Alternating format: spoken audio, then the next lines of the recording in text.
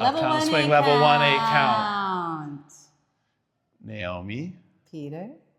This is what we did. Y'all did great. Swing outs in circles. So we did swing out. Into a circle. Remember, when you swing out, leaders, you got to head that away. 1, 2, 3, and 4. We did 5 to kind of get you there. And then we just kept things moving. 1, 2, 3, and 4, 5. I get back where I started. We're swinging the followers out so they go backwards. It's not the only way, but try that for us now. Followers, remember, when we're going in one direction, we don't always get to face that direction. Face your leader, and sometimes you'll be stepping a little behind yourself or sidewaysy, and that's okay. A little exercise we did with the leaders was going back and forth. Like this business. Yes. Then we tried it going 360. We'll do more with this next week, but get some practice with this. It might help you find your way through the swing out.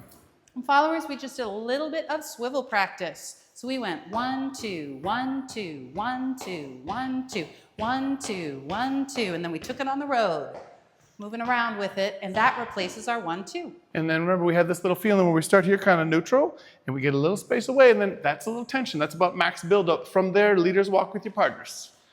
We did that with 8 count footwork.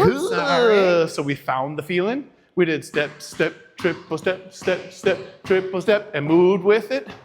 And then that's what you use to do a swing out. That's the end of a swing out feeling. And you keep it going for that next rock step.